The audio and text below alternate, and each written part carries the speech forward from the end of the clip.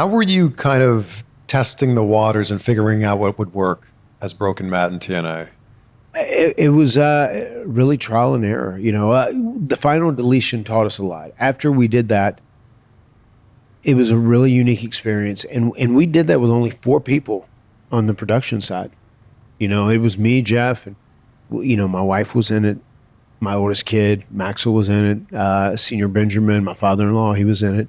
But we were running and gunning, and we shot it over the course of the night. But we learned so much from doing that.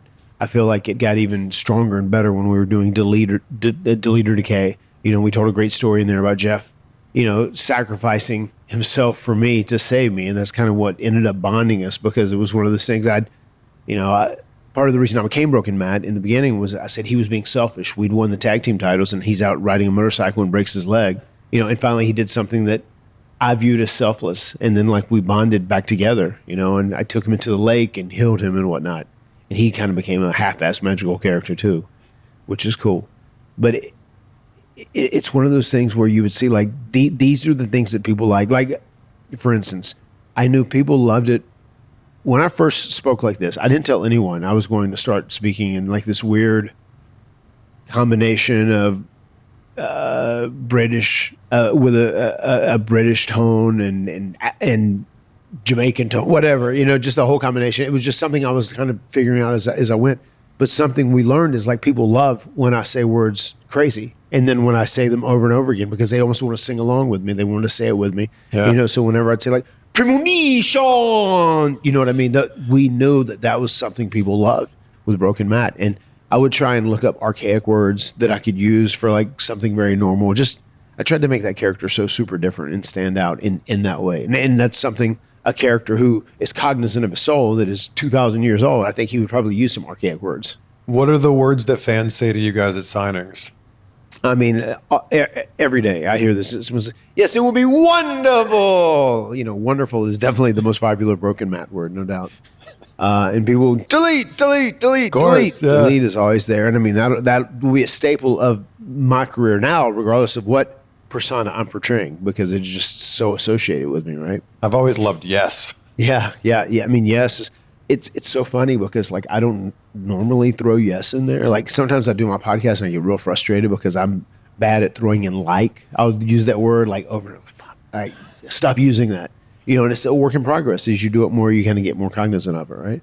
And I would never throw yes in total conversations, but if I revert to Broken Matt, that yes pops up so naturally and it just comes in there, and it's just it's the filler. Whenever you're getting to your next thing, if you need a moment to think or whatever, yes, it fits so perfectly. How did you come up with that laugh? Just once again, trying to be different, trying to be something that was over the top. We Did you test other laughs? We did. We tried some stuff, and I think part of the charm of the whole Broken universe was that it was campy. And we kind of wanted it to be campy, and we wanted to kind of let people in on the joke in some ways. And that's what it took. Once people started figuring that out, that it's okay. You can laugh with this because this isn't meant to be super serious. We had a couple serious moments here and there, whenever Jeff sacrificed himself for me in Deleter Decay. But I think the whole point of that was to have fun. It was a fun character. It was a fun guy who says crazy things. And I was thinking about that. One of the reasons I ended up offering to do this deal, Jeff's got a very funny story. He says, yeah, Matt came up to me and said, I want you to do a real big swanton on me, hurt me real bad, and I'm going to go crazy. And I'm going to go crazy for him. Put a blonde streak in my hair, and I've got some ideas. And he said, yeah, he just told me that. I said, I had no idea kind of the big picture of what he ultimately wanted to end up doing. What was the genesis of that? Where'd you even get the concept for that?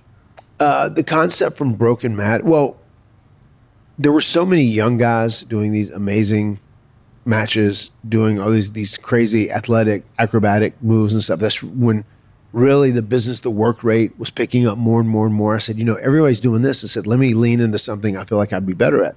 An over-the-top, maybe half-assed delusional character, this larger than life, and I could do it.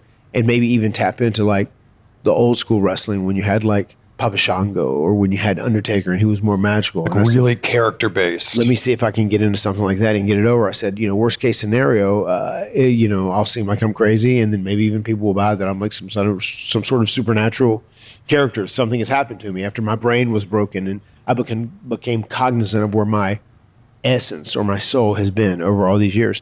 And I think the reason I really came up with that was because of True Blood. My wife and I, we'd been watching it. I was a big TV series person after I took time away from WWE initially.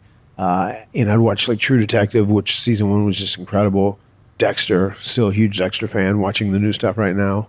And True Blood. And I thought the vampire stuff was so cool. I was such a big fan of Alexander Skarsgård, how you see him in these different eras, how he has different clothes on, he has different haircuts, different styles, and just how much stuff changes through time. I said, that'd be so amazing if you could do an immortal gimmick. I said, obviously, we're all mortal, right? You can't really truly do an immortal gimmick when it comes to that. I said, but what if I could be aware of where my soul has been, like the different bodies it's been in? Like once it leaves one body, then it goes to another. And I could say I've been all these people, and I could say in theory, I'm 2,000 years old, if I'm aware of where my soul has been. And that was pretty much the building blocks of Broken Matt Hardy. And you never broke character.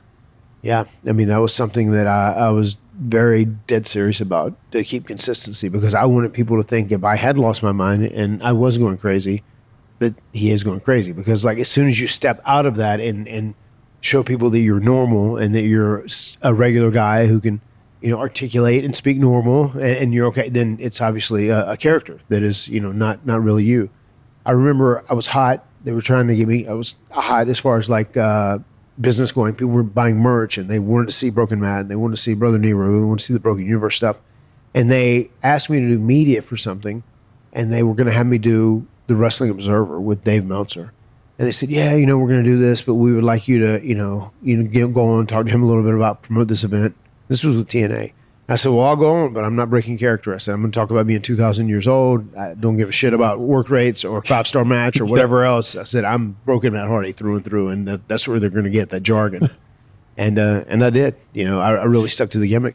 Well, I did a podcast with Chris Jericho and did it for an hour. Was that hard? No. I mean, I was so locked into it. Like once I would commit to that bit and commit to the role, it was pretty easy. I was pretty good at it. I did an interview with you and Jeff in 2016. It was actually the day before you guys returned to WrestleMania 33. Oh, yeah. At Ring of Honor? Ring of Honor. Yep. And you were in full character. You were telling me how old my soul was. Yeah. How many vessels that I had been in. Yeah, yeah. Amazing. Yeah. And Jeff's next to you, like just kind of like playing along, like, yeah, man, this is what he does. Yeah. Yeah. I mean, it was, man. That was the year of doing Broken Matt in TNA, from when I started, when Jeff jumped off the top of the impact zone and put me through that table, and then we started the whole deal all the way through WrestleMania. That year, that was the funnest year of my career by far. Nothing even compares to it.